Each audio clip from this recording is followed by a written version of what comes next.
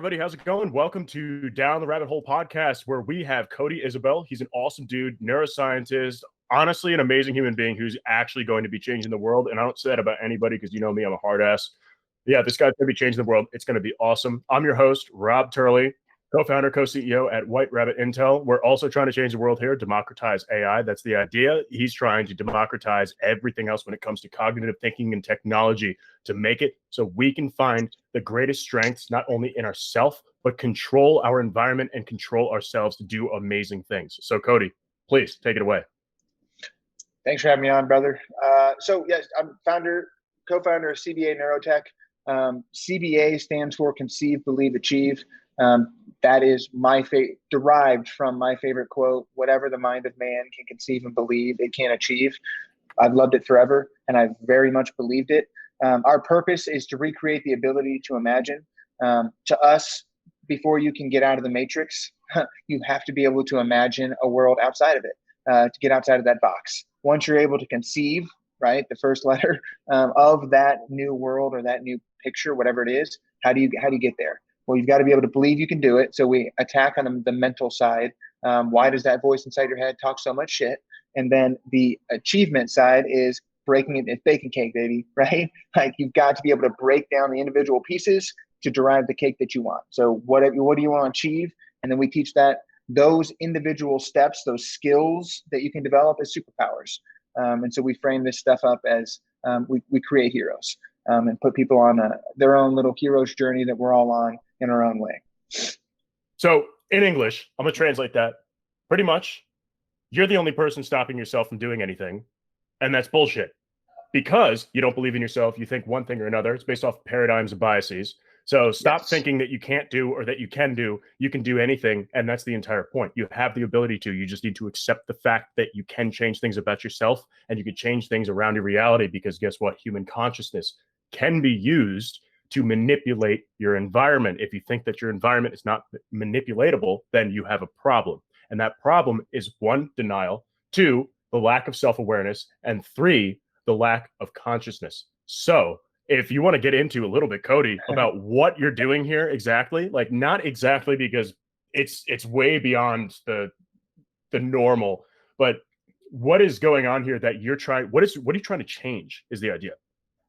Well, the boxes that we're kind of all put in, like I think that we are our target right now is 18 to 26. Like, they are the antithesis of being put into boxes and walking into those paths. Not only like externally by their parents, their coaches, their family, society, social media, whatever it is, but as they're moving out of high school into college and out of college into the real world, their brains physiologically are getting to a place where, oh, I'm searing in these patterns and it's much harder for me to learn, and much harder for me to take that conscious control you're talking, I call it agency. You have agency over your life, right? You can use your consciousness to assert that agency, but whatever you want to call it, post 30, it gets a lot harder to take that conscious control to change your brain in that way.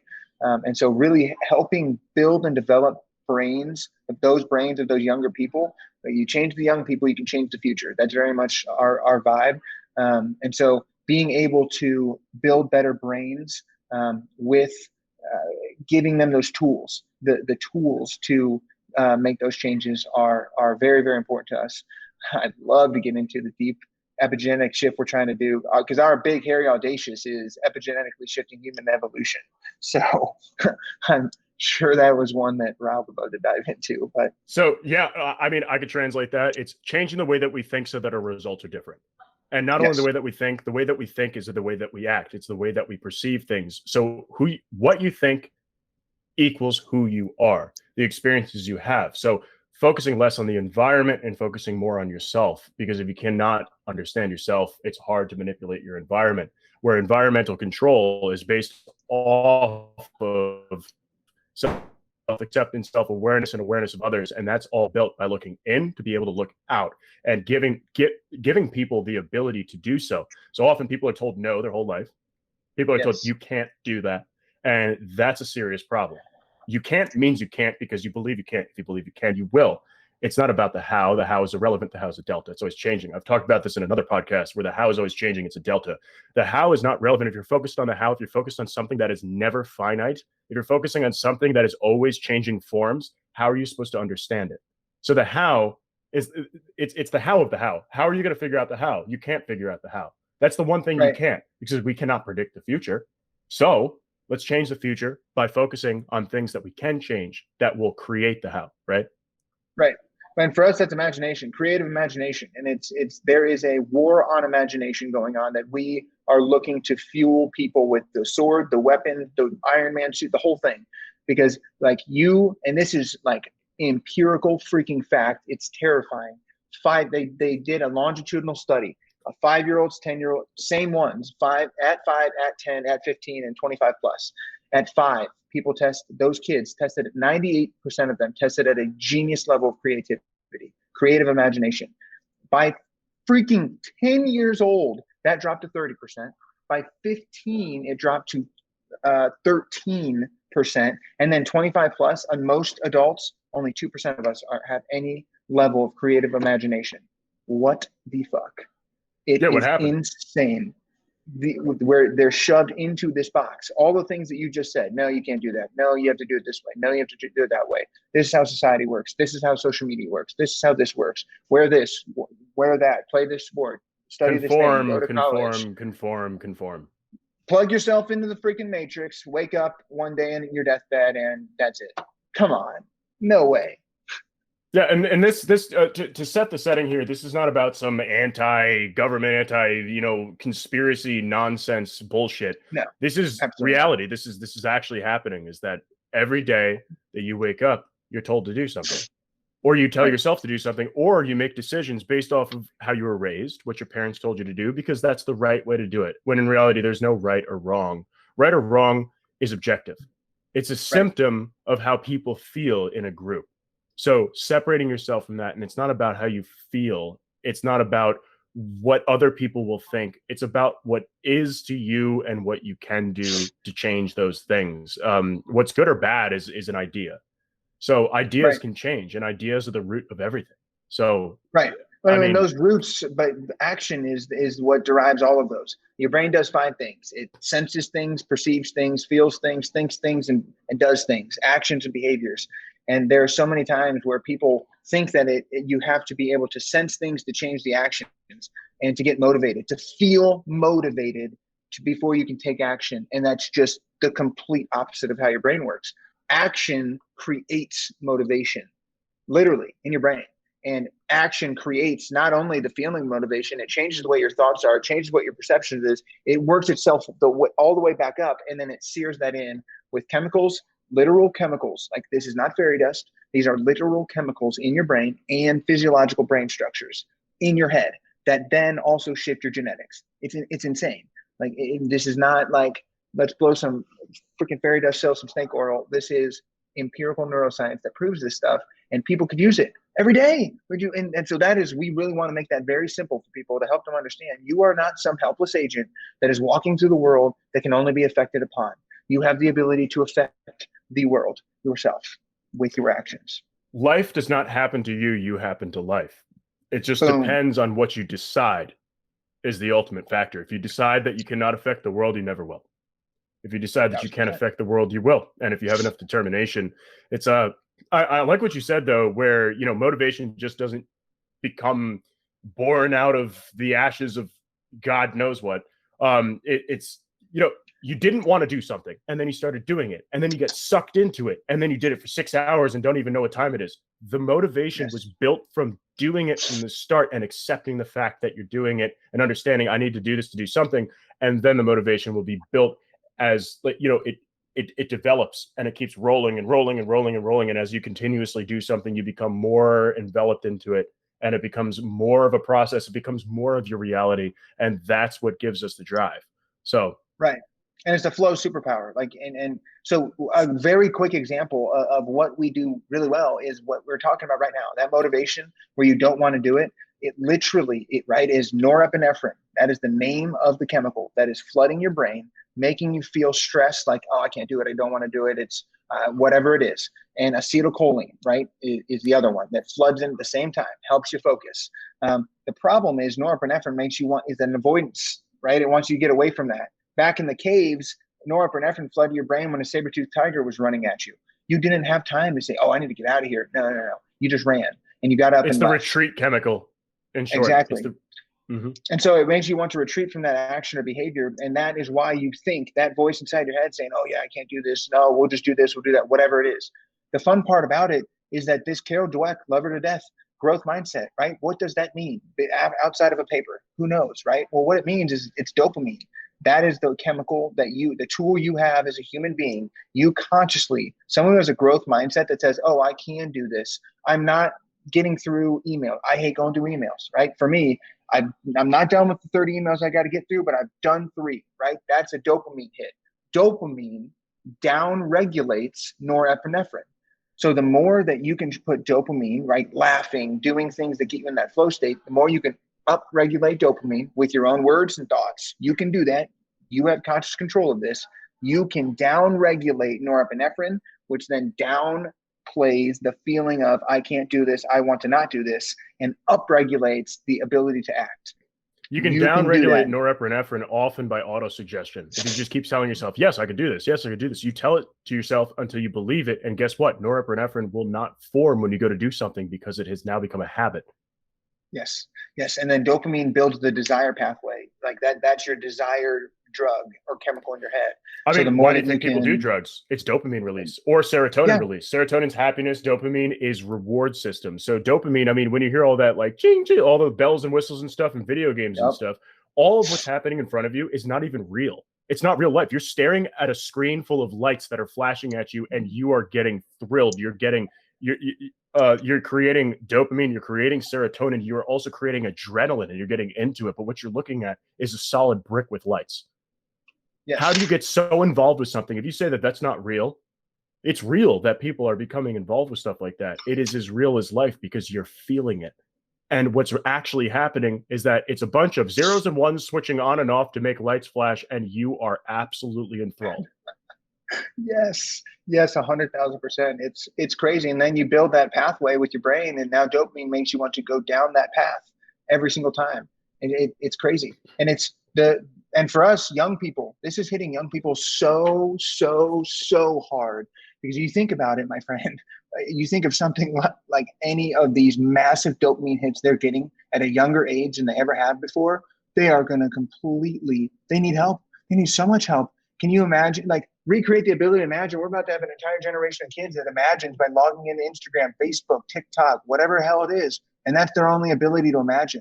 How do you get out of that box and have the ability to be creative and have creative imagination outside of this external thing that all this dopamine is making them want to go to? It's like, holy crap, this is not good. Yeah, right. They need to rewire it. It needs to be based off of objective learning. And when I say objective learning, I don't mean objective learning. I mean learning based on an objective.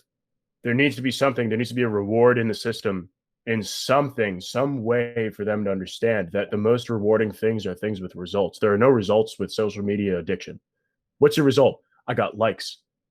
We can create things that are far more powerful than getting a thumbs up on a screen. Right. There are things that are far more powerful than that. And, social media companies would not like that, because as they start scraping your information, they know what you like, everything like that. They sell it to everybody. They sell the information. You get more targeted ads.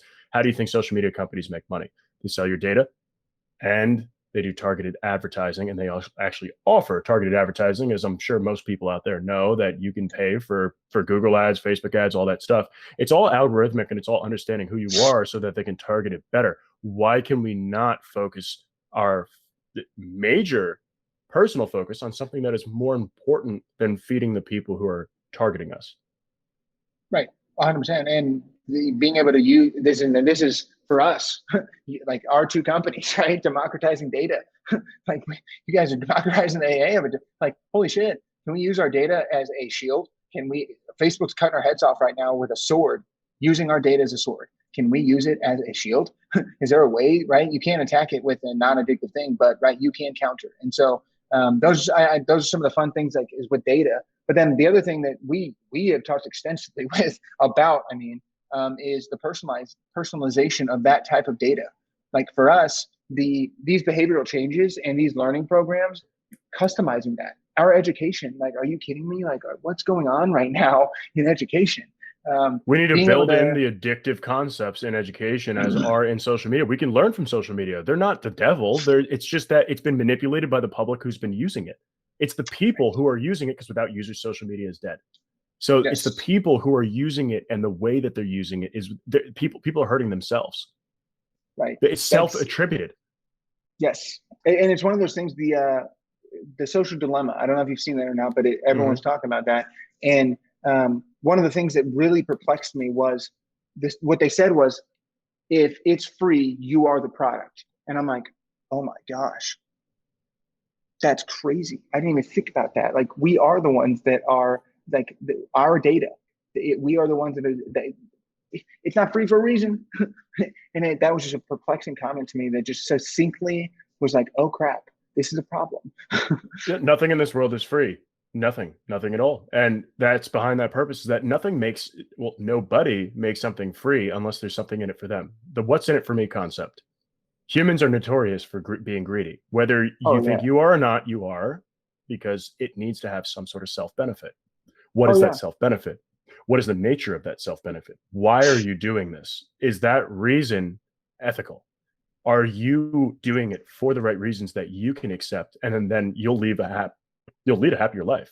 If you're doing something that you're doing it for the reason that you need to do it for, that you want to do it for, that's great. That can be malicious in nature, but if that's what drives you, that's what drives you, right?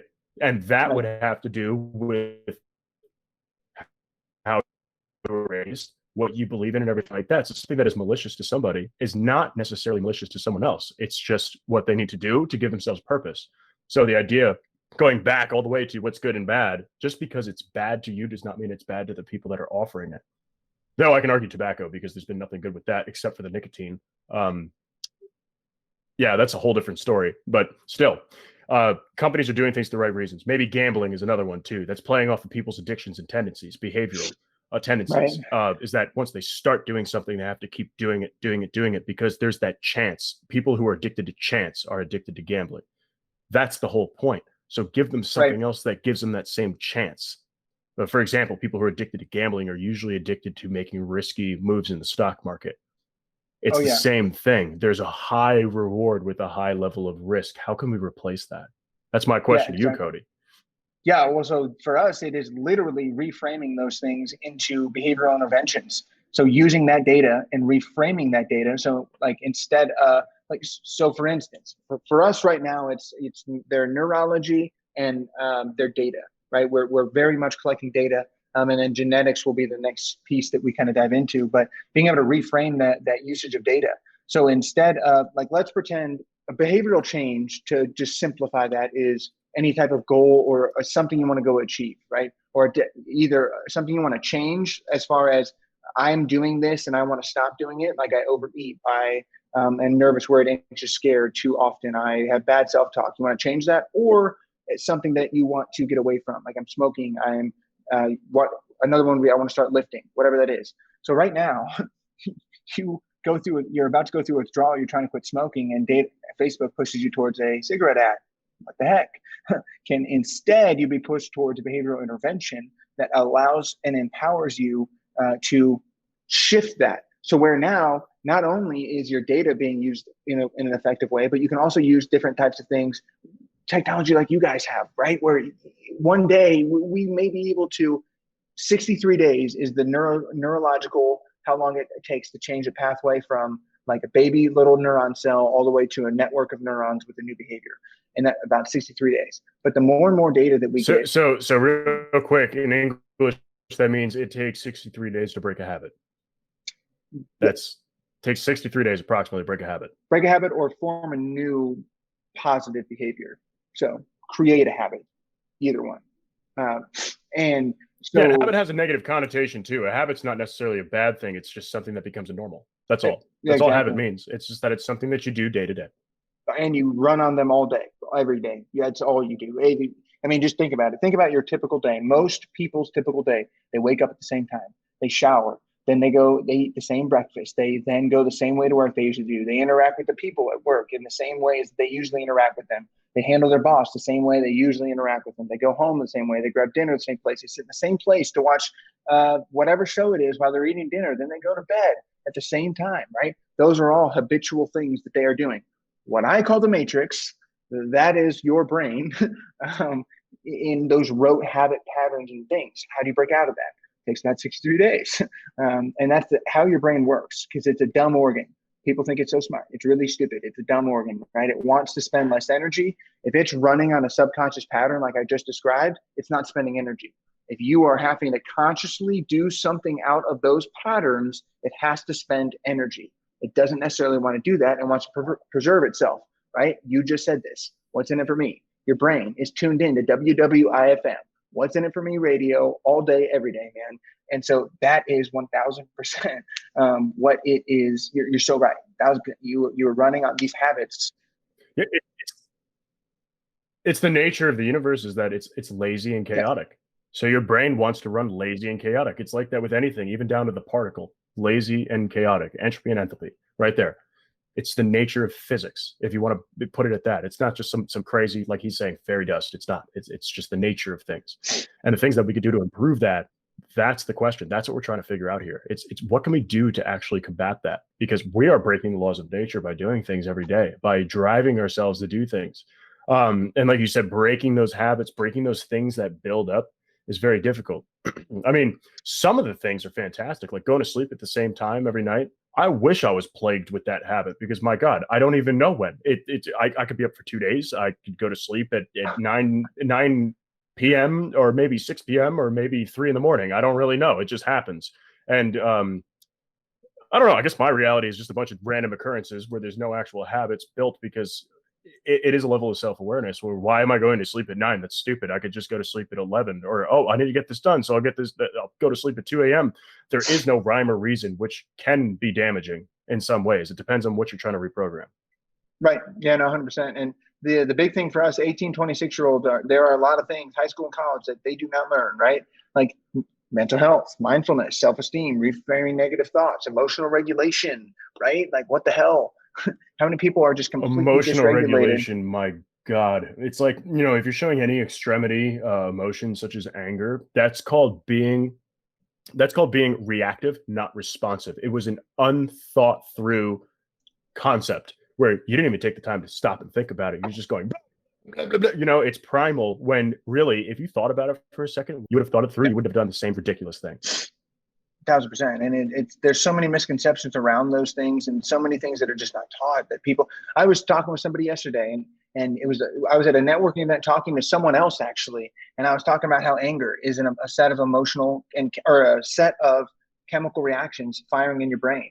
It takes about 90 seconds for those chemicals to flood out. I can show you a breathing technique, right, to get those out of your brain. And it's crazy, surprise, surprise, when those chemicals leave your brain, anger also leaves your brain. Oh, crazy, right? You are not anger. You are Rob. I am Cody, not anger, right? These are chemical reactions and you have agency over them. Your brain is a predictable physiological machine. You have the levers. We're not taking, a lot of people are not taking control of it because it seems, oh, the brain, neuroscience, that's too complicated. I can't do that. False, just so false. It's because you're telling yourself that and you're believing it. Yes. Someone says, oh, I cannot control my anger, or oh, I snap, I've got a really short fuse. They're telling themselves that if you cannot control your anger, if you truly believe that, that's you saying that you have no control of your emotions. None. Right. It means you let the chemicals just release and you just go blah, blah, blah, blah. You're a puppet. You're a puppet to your own chemicals, which is sad because if you cannot control your own body, what are you doing? Yeah, no, exactly. And it's just perplexing to me, the amount of people that go through life in this reactionary way, as opposed to taking control. Like that's one of the biggest things. Everyone wants to feel like they have control, but not a lot of people act in a way that reflects that desire. And it's sometimes out of ignorance. I would say the majority of the time it's out of ignorance. And especially for 18, that group that we're really focused on, those younger people, it's just, they're not taught. They are not taught these things. And so being able to have an entire generation of people who have built better brains that do have those things into the future, now, holy crap, can you even imagine what's going on? Like, that's crazy.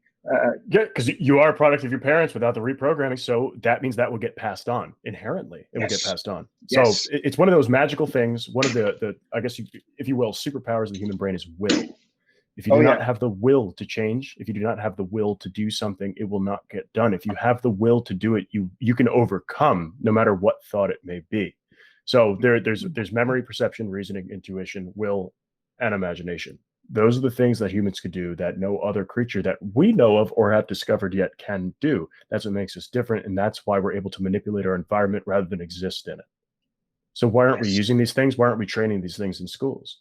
Why isn't psychology taught in schools? Why isn't emotional Yes. response and emotional intelligence taught in schools? That is the thing that is actually going to make the difference. And those are the things that are not taught because they think that it's some fabricated idea of nonsense and there's no finite answer to it. Well, guess what? There is no finite answer to it. And there's no finite answer to almost anything in this universe. Everything that we Yeah. have proven has been proven wrong. Absolute zero. You cannot get below absolute zero Kelvin. Guess what? 2016, late in the year, I think it was somewhere around July, they got to 4 below absolute zero and discovered a new state of existence called a supersolid. Oh, absolute zero. There's nothing below that. Guess what? There is. We Right. thought that gas was the loosest form of anything. Guess what? We discovered plasma. We have plasma screen TVs. That is in a state of matter that is higher, that is more energetic than gas can be. It cannot exist, right? So what are these things that we're considering these absolutes? There is no absolute. Every year we discover that the universe is like 4 light years of further distance, or I don't even know the actual statistic on that. We find that it's Right. bigger and it keeps growing. When there's an end to everything is finite. That is absolutely untrue. But in our world on Earth, it is finite. It's nonlinear. Everything Right. beyond us is linear. Thought is linear. The things that don't exist in our inherent environment and our inherent space, those things are the things that are linear. Those are the things that are infinite. The things that exist within us, we have gotten used to our inhibitions, which are a nonlinear equation, right? Right. Well, and it's so proven wrong, right? I get in so much trouble. I remember writing research papers where I wrote proven or not proven, and it's like you can't say that in science. It's like, okay, but if you think about it, expanded is the way. It's kind of the way I think about it. Like, there was a stone axe, and a stone axe did cut down a tree. Then they created a steel axe. That's also true. Both cut down a tree, but a steel axe cuts it down better. And then there's a chainsaw, which cuts down that tree even better. And all three are true. And so science is ever expanding to me, right? It's a more true. There's something that's more like, there's Newton's laws, and then there was Newton and Einstein. Those guys love them, OGs. But now we have thermodynamics that have expanded upon those truths, and so we can keep moving past. And people get so stuck in, like, science doesn't move forward until people die. I hate that saying, because it just means that these old scientists that are stuck on Newton's laws is the only thing that's true. It's like, dude, are you kidding me? Come on, like, things They don't let expand. the other things cross over. I mean, for example, Einstein was a genius, but guess what? Equals mc squared, the speed of light. That is the fastest anything can move, then it becomes light. But guess what? That's not true. If you bring quantum mechanics into the equation, we actually found out that the speed of light is not the maximum speed of anything, because if you bend light, if it goes through a prism, or if it bends in any way, when it's refracted, it's at a constant state of acceleration. Therefore, if you refract light, it's going faster than light. So what is it? Faster There's than the no speed of answer to light. that yet. Right. Yep, faster than the speed of light. It's true. So that finite, that absolute was proven wrong. And it was proven wrong, I mean, pretty recently, but still. Right. And so being able to accept that, and that goes all the way down. And that's why I've always loved, very specifically, neuroscience, as opposed, not opposed to psychology, but psychology to me has always been, behavior, behavior, behavior. It's like, this is the behavior that's It's a driving it. bunch of inferences that are journaled in one place that a group of really fancy people who think that they're scientists decide upon the answer based off of the experiences that they had. Right. And so for me, I've always loved the neuro side, where it's like, okay, your amygdala is firing, and in correlation with your prefrontal cortex, this is why you're deriving this type of behavior.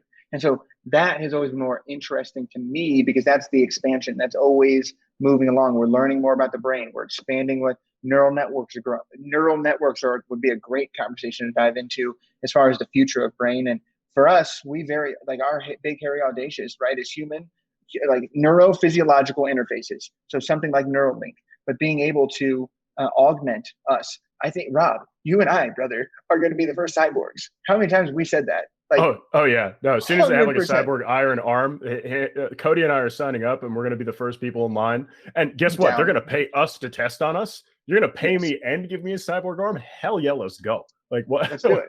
I'll camp outside when no one else is camping. I don't even care. Like, that's going to be the most amazing moment of my life as soon as they offer that. I don't care if it kills me. I mean, it's a step forward.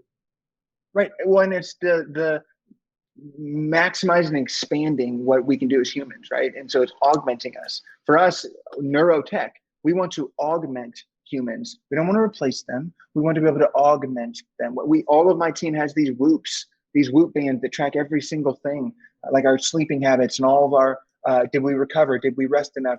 How much strain can we put on our bodies? That is an augmentation of, I can't do this. My brain can't pick up the things that this can pick up on. Right? This is augmenting my human experience. It's helping me live a better life. And so that is all the technology that we will ever develop is very focused on that. Well, it's all the stuff that we cannot consciously track. It's all getting tracked subconsciously. It's all getting tracked by the body, but there's no way for the body to tell the brain that. When you have a serious problem, sure, yeah, it tells the brain, but depending on what your regular habits are, I mean, why do you think obesity's around? Right. If your brain said stop eating because you're obese, you would stop. That's your body telling your brain, but your body's not telling your brain that, not effectively. Right. And then until it becomes conscious, that you can't solve it. You just don't know what's wrong with you. You're like, oh, something wrong with me. I don't know what it is, because you're not being told what's wrong with you. And if outside sources, if you don't come to that personal acceptance, people don't change unless they decide to change. You cannot change somebody.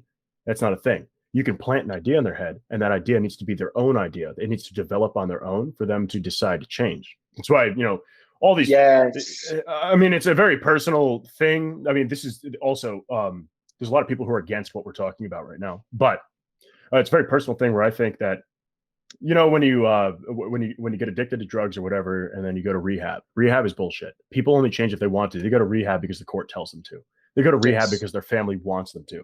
Unless they truly want to stop doing the drug, they're never going to stop. Never, ever, ever, ever, ever stop trying to make them stop. They will go back to it every single time. Sure, it's a habit and it's physically addictive, but if you want to stop, it doesn't matter what physical issues you run into, you're going to.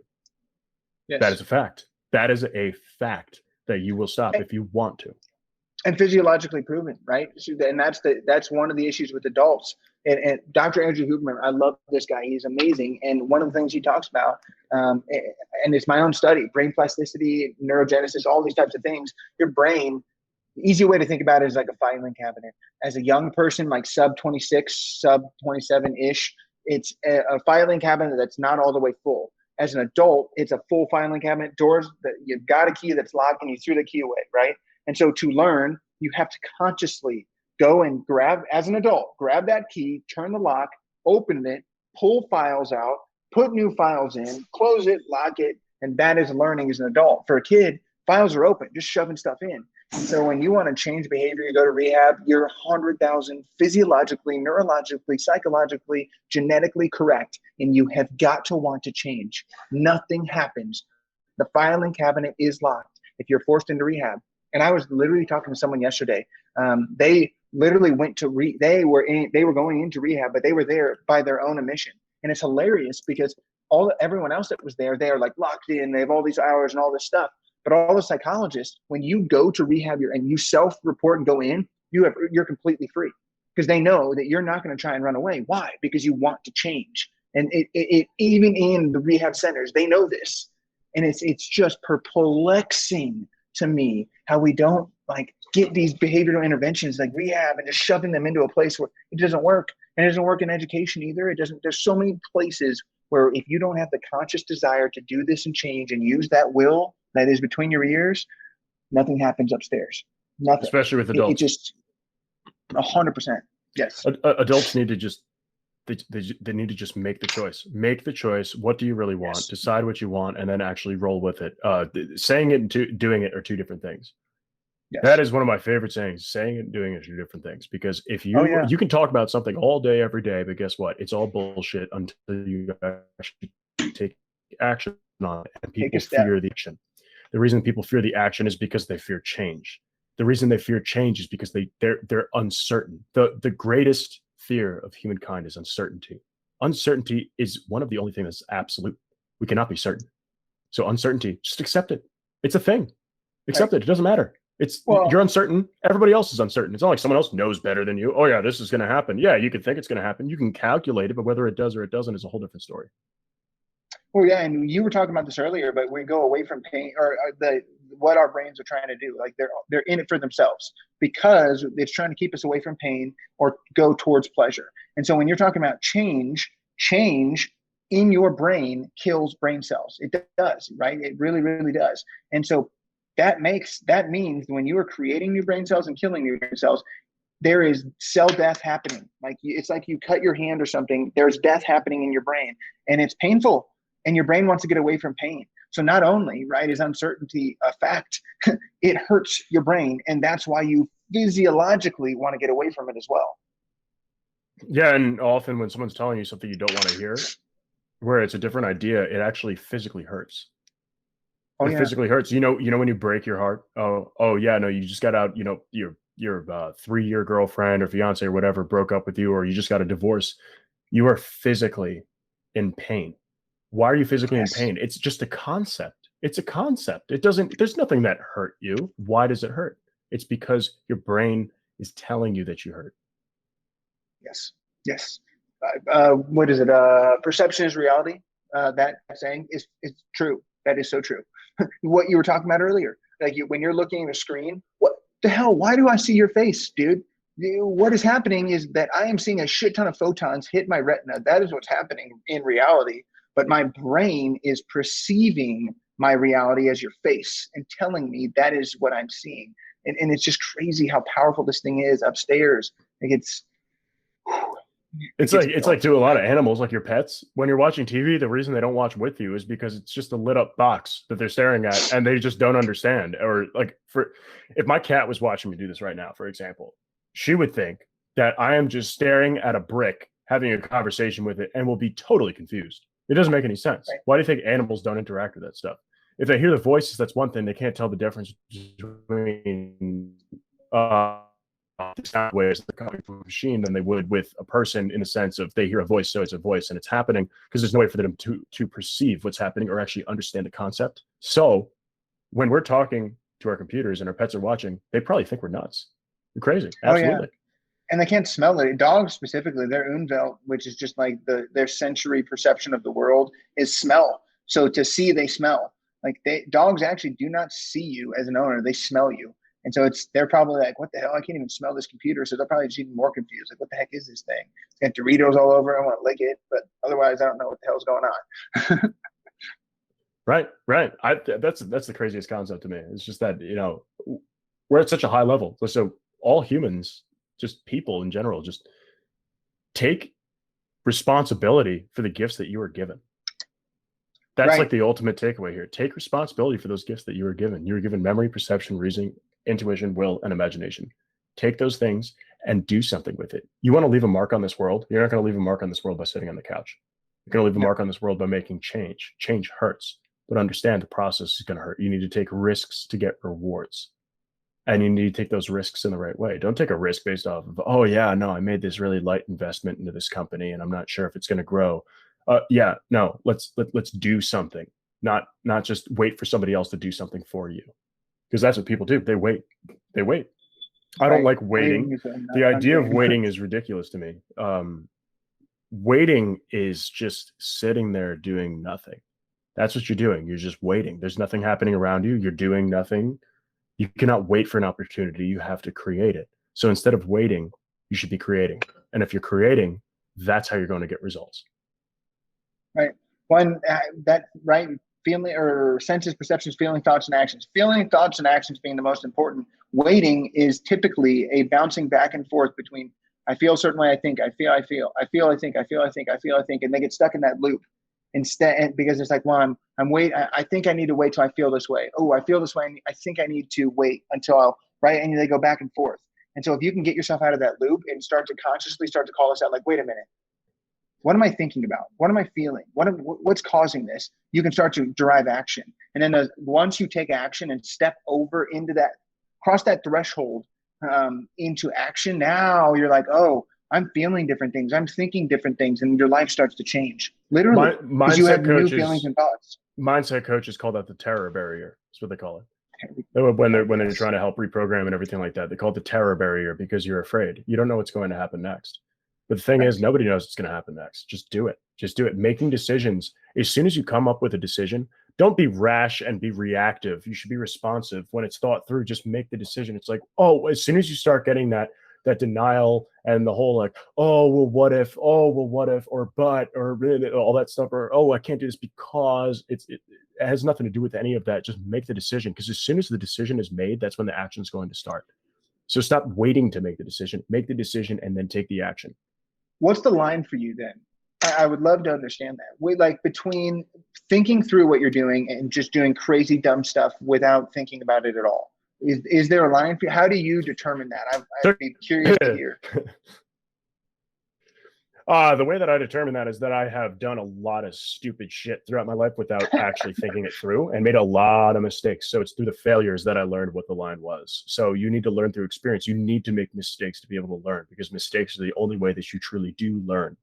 Education is one thing. Knowing stuff is one thing. Doing stuff is the other thing. If you know and then you do, your outcome will vary.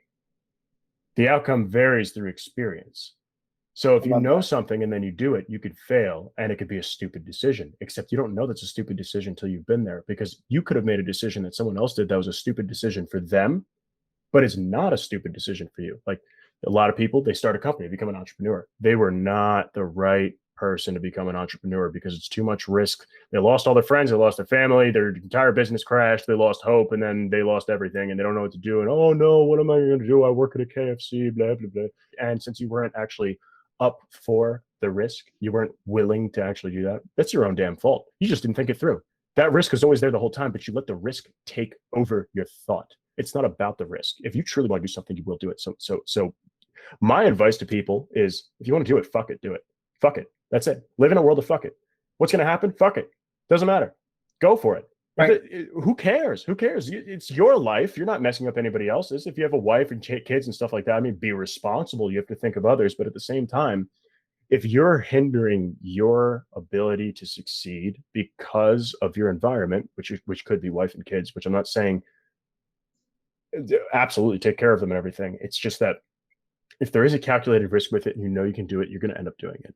If you feel like you can't and you're still taking the calculated risk, you're not going to. 100%, yeah. It's a fine line, and obviously everyone's at a different place in their life, and there's different like variables that you have to take into account. But that's my favorite. Rule 51 for us at CPA is fuck it. Literally, Rule 51 is fuck it. There's no other rules. That's the first rule. That's the only rule. That is just it's the easiest one, because on the other side of fear is always confidence. Like Will Smith talks about this. I love that. Like on the other side of fear is confidence, like that terror barrier, whatever the hell you want to call it. Get on the other side of it, and all of a sudden, like you're saying, holy crap, look what happened. Look at the people look at the people that are in positions of power. It's because they're confident. They know they could do it. Confidence is a form of ignorance. Intelligence has nothing to do with confidence. You can be the smartest person in the world, and you get nothing done. You live a life day to day in an office, in a cubicle, getting shit on by your bosses. It doesn't matter. You can know everything that you want to know, but action is built from confidence, and that has to do with self-awareness, self-acceptance. So if you're unconfident, you're not going to do anything. It's a fact. Just accept yourself. You'll become confident. People can feel your confidence. They can literally feel you when you walk into a building. They're like, wow, who is that? I need to know them. You've never met this person in your life. And do not ever lie either, saying that you have not felt that, because everybody has. If you say you haven't, you're a liar. You felt the person. You felt their entrance. You look at them, you go, oh my God, who is that? And it's because of that confidence. It's because you are literally holding yourself on a high horse, just like, yeah, I can do this. I know who I am. That is where power comes from, because some of the most powerful people in the world are some of the stupidest people I've ever met. 100%, yeah. It's proprioception. I mean, there is real science fact to this. Like, if you've ever felt, Navy SEALs train this actually, but if you've ever like got one of those feelings like, oh, and you look and someone's looking at you, that's your proprioception. You truly, literally 100% can feel others. There's even some actually emerging research on consciousness. There's always been this mind body thing for consciousness. But this is obviously research. So it's a suggested, what the research suggests, Theory. to be PC here, yes, theory, is that it's an energetic field. And so your brain communicates with neurochemical signaling. And so there are within those cells, there are electrochemicals that are actually creating a pulse of energy. But then that, like any other wire or any other electrical signal, it releases a field around it. And that field in your brain creates the field around you. And that's what this suggests. Their theory of consciousness is that energy field that is created by the electrochemical signals that your brain is firing. But there's a field, a magnetic field, electromagnetic is the easiest way, field around those electrochemicals in your brain that creates your consciousness. And when our energy fields interact, that I can feel that. That's the feeling and that's proprioception. And what you're describing is that confidence exudes a larger and stronger electromagnetic field. And it does leave you, your what you would consider your physical body, leave you and go what you're talking about, projecting that feeling out, that confidence, 100% science. Well, not science fact, but there's a research paper about it's theoretical, but it does make sense because we do feel it. We experience it every day. Yes, 100%. So explain. It's just that we don't have a way to properly explain it yet. So when you have that connection with somebody, let's say you find who you think is the one, right?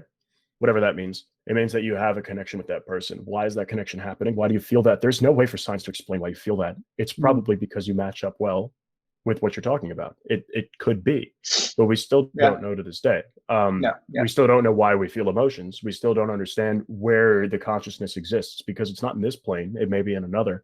It's not measurable. It's not, right. You can't hold it, anything like that. There are physical things happening constantly. Your brain is made up of a bunch of cells, which are made up of a bunch of electrons and neutrons and protons and everything like that, which everything you can really kind of equate to waves. But those things together are creating something that is completely conceptual. It's creating something with opinions. This Bluetooth right here doesn't have opinions, and it's made up of the same stuff I'm made up of. Pretty much, it's pretty much mostly carbon, right? Carbon. Yeah. So why doesn't this have feelings, and why do I have feelings? That's the idea. It's just that what gives me the ability to think, act, be, do, imagine. And what is even imagination? It's a false reality. You're thinking outside of what is in your environment. So what does that mean? That's the question. What is it? Right. And it's like the most fun question ever. I've always been so perplexed by it. And it's consciousness, mind, body. Like there's so many mind, body, spirit. There's so many different concepts and theories. And it's just so fun. And that's a rabbit hole, my friend, that I love going down very often. It scares most people. Yes, it does. Because there are no answers. And then again, human fear, uncertainty. Like, what was it? I remember seeing a list back in like 2016. The greatest fears of humans. So that is the greatest fear of humans is public speaking. From the list that I saw, I don't know how credible it was, but what I saw, public speaking is number one because they're afraid of what people will think of them. They're uncertain how the outcome will go. They fear that they're going to make mistakes. So it's the fear of humiliation, really, right? Because being humiliated, you are publicly, and people think back to the primal state is that I'm going to get kicked out of the group. I'm going to have to fend for myself. Like I'm no longer in the tribe. That's what it comes from. The next greatest fear is getting buried alive. Ooh. The reason getting buried alive is a fear. So below that is death. So getting buried alive and death are the same exact thing. It's just that there's suffering involved. And then getting burned alive, drowning to death. And then the next greatest fear after that is commitment. Commitment. Wow. Why do you think this that? This is an interesting. I need to look this up. I heard on the radio when God, what was this? This was it was winter 2015. I heard on the radio that it was in Rochester, New York. The chances of getting divorced if you get married are 49.5%. It's In because Rochester? one of the greatest, that was in, I'm not sure what region, it might have been Monroe County, but that was the thing, is that people, I mean, the global statistic is not much better than that. But the reason why is because people fear commitment. They commit to something and then they feel like there's no way out. There's no chance to leave.